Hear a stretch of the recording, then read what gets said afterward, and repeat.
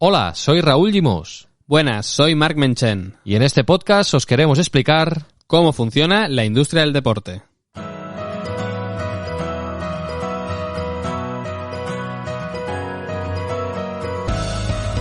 Descubriendo la industria del deporte, con Raúl Llimós y Marc Menchen. Un podcast patrocinado por CaixaBank. Bienvenidos y bienvenidas a Descubriendo la industria del deporte, un podcast que tiene como objetivo hablar a través de diferentes bloques temáticos del universo económico y organizativo que rodea al mundo del deporte. Lo hacemos siempre junto al director de Tu Playbook, Marc Menchen, con el que en este episodio vamos a reflexionar sobre la pirámide competitiva del deporte europeo, es decir, de cómo se organizan las diferentes competiciones deportivas en Europa. Marc, si te parece, vamos a empezar por el principio. ¿Cómo está estructurada la pirámide del fútbol en Europa? Pensemos que es una pirámide que va de abajo arriba y donde mandan, evidentemente, son los de arriba. Pensemos que en la base están las ligas nacionales, que al final están tuteladas de alguna manera por las federaciones nacionales, y estas, a su vez, controlan el organismo continental. En este caso sería la UEFA, que es una confederación. Eso quiere decir que es el organismo que pone las normas del juego, pero también gestiona las competiciones de selecciones y clubes que la forman. UEFA como tal no tiene dueño, porque no hay unas acciones, son como unas federaciones que se juntan voluntariamente para hacer cosas juntos a nivel internacional, que son las que votan el presidente de esa confederación. Vamos, que todas estas organizaciones, tanto UEFA como las ligas, son 100% privadas. Sí, a veces es verdad que puede dar la sensación de que son públicas, porque por su influencia y peso que tiene el negocio puede parecer que son una administración pública con funcionarios, pero son organizaciones 100% privadas con ánimo de lucro, porque su objetivo es generar beneficios, aunque es cierto que para reinvertirlos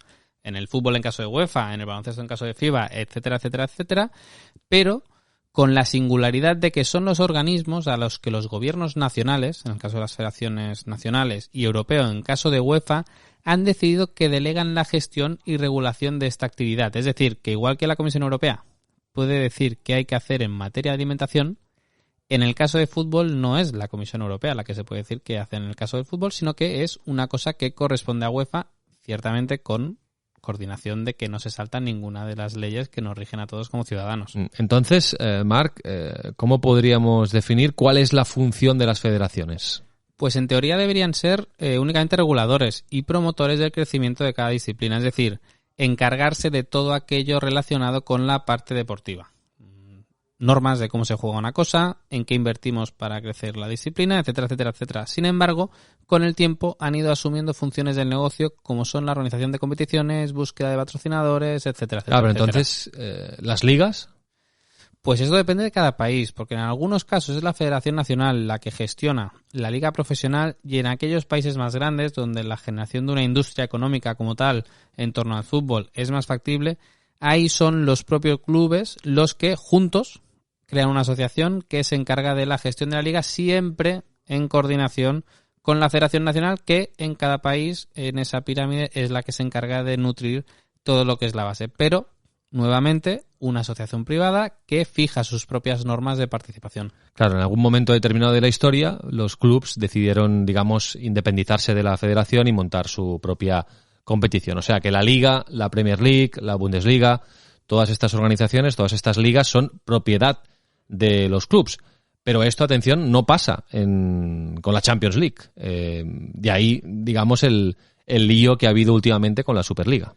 Exacto. Ahí radica una parte importante del futuro del fútbol en Europa y de cómo se soluciona y cómo va a ser su gestión. Pensemos que los grandes clubes sí que influyen de alguna manera en la gestión de las ligas nacionales porque son copropietarios de las mismas, y eso les permite influir en cómo se venden los derechos audiovisuales, con qué patrocinadores se firma, qué mínimos hay que exigir a los equipos para participar. Sin embargo, eso con UEFA y con la Champions League no siempre ha sido así, y los clubes a veces han tenido una percepción de ser más una especie de clientes de la competición que propietarios de la misma, con poco margen para opinar. Claro, esto es lo que choca, ¿no? Porque al final los clubes no dejan de ser los protagonistas. Sí, ahí está el factor clave para mí, que en parte motiva la irrupción de la Superliga. Los clubes grandes no solo buscan tener una plaza blindada en la competición, que quizás el debate siempre ha estado en la meritocracia, ¿no?, para participar en la Champions League, sino que sobre todo lo que quieren es tener la llave de la caja o al menos compartirla con UEFA. Y eso es algo que se ha ido modificando poco a poco y hoy ahí tienen algo más de voz en la toma de decisiones, pero yo creo que los clubes quieren un poco más, no solo quieren tener un asiento en un consejo para poder opinar. Esta es la fotografía, digamos, del fútbol como deporte, cómo se organiza el fútbol en Europa. ¿Y en los otros deportes qué pasa?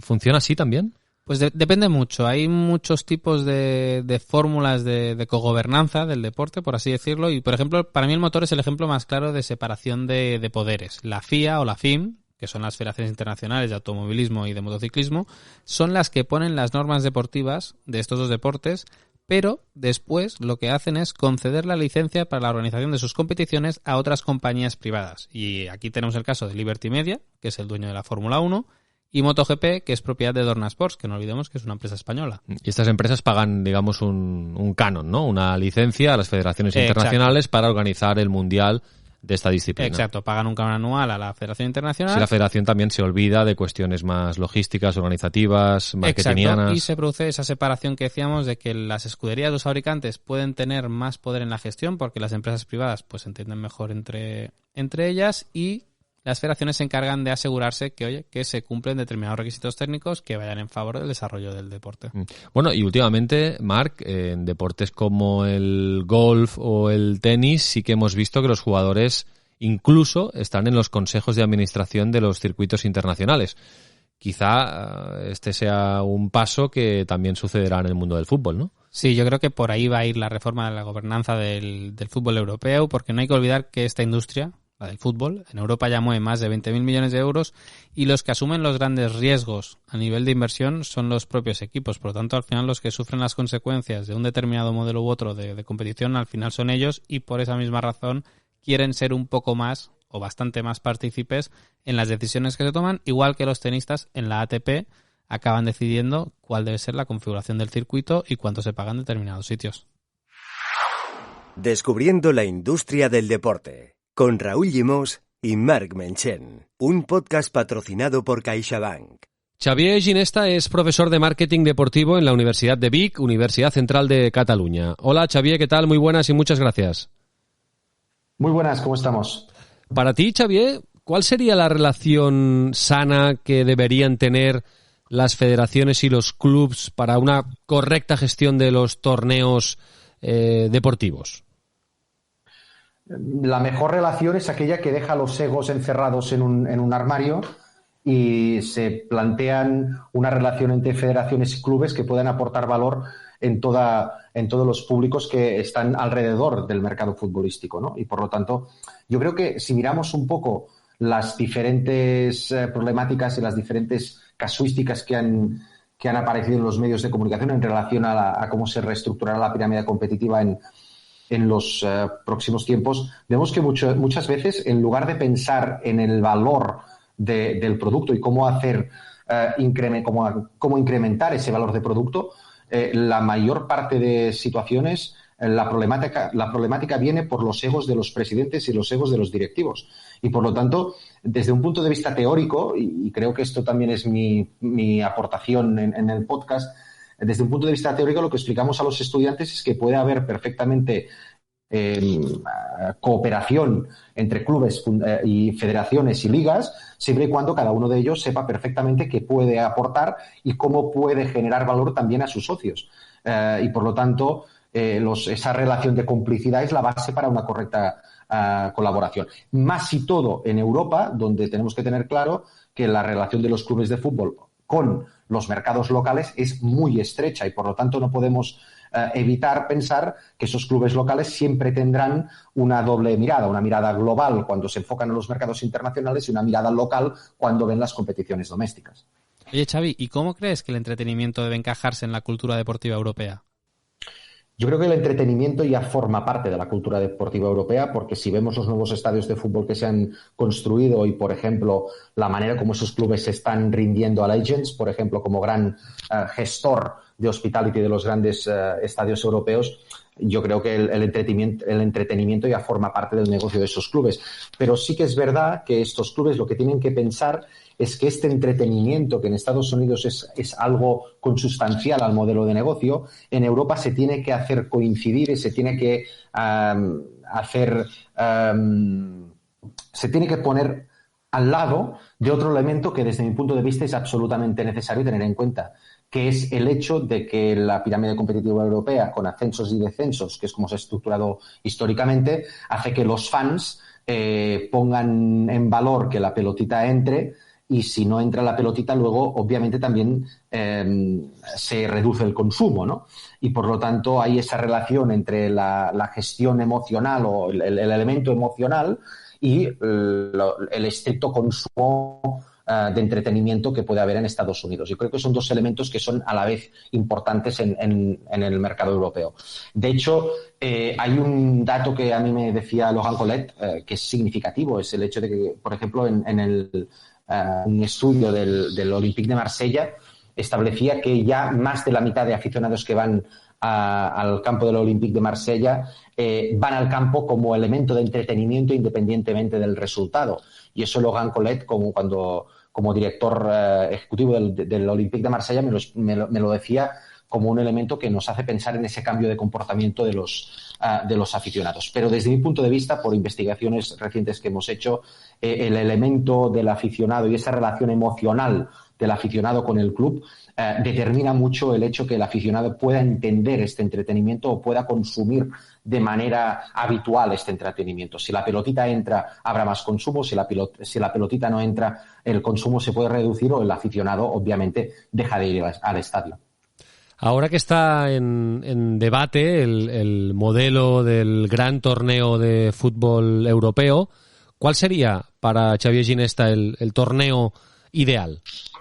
A ver, el torneo ideal es difícil de preverlo, pero desde mi punto de vista el torneo ideal sería aquel que grandes y pequeños tuvieran la sensación que cuando participan en él tienen unas ventajas que les permiten ser más competitivos la próxima temporada, ¿no? Y por lo tanto, si el torneo es un torneo donde hay quejas por parte de los grandes, que no les sale cuenta participar, o de los pequeños porque no reciben suficientes ingresos al final de su participación, para mí eso significa que chirrían cosas.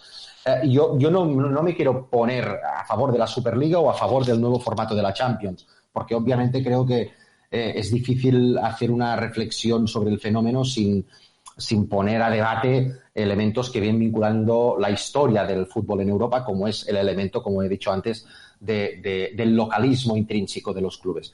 Pero sí que es verdad que mi punto de vista pasa por ser racional y ser coherente en la organización. Si las partes que forman parte de la organización se ponen de acuerdo en cómo repartir los ingresos y en cómo generar más espectáculo, para mí el torneo ideal puede ser un torneo como la actual Champions o podría ser la Superliga Europea. No creo que el cambio de formato sea un elemento absolutamente determinante para decir hay un formato ideal y hay otro formato que no es ideal, porque dependerá de muchas otras variables, como hemos visto en diferentes investigaciones. Dependerá de variables vinculadas al tipo de consumo que hay y dependerá de variables, obviamente, económicas de reparto de los ingresos.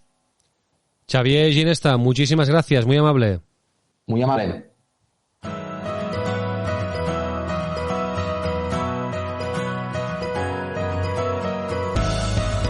Descubriendo la industria del deporte, con Raúl Llimós y Marc Menchel. Un podcast patrocinado por CaixaBank. Vamos a cerrar el capítulo con 3 ideas que resumen el contenido que os hemos ofrecido en este episodio, dedicado a reflexionar sobre la pirámide competitiva del fútbol y del deporte europeo. Marc, venga, dispara. El primer punto es que los clubes y los deportistas quieren un mayor protagonismo en el desarrollo de las competiciones en las que participan. El segundo es que en el futuro yo creo que vamos a ver muchas más fórmulas mixtas de cooperación entre clubes, federaciones, competiciones y atletas, donde haya una mayor implicación de estos protagonistas. Y el tercero, y creo que es lo más relevante aquí, cualquier decisión siempre debería ir pensada en la promoción de cada deporte y sobre todo de la base. Marc Menchen, cuéntanos de qué hablaremos en el próximo capítulo de Descubriendo la Industria del Deporte. Pues en el próximo capítulo vamos a hablar de los nuevos negocios digitales como los NFTs, los juegos fantasy y qué pueden aportar a la industria del deporte en su conexión con los aficionados. Perfecto. Marc, un placer como siempre. Hasta muy pronto. Un abrazo.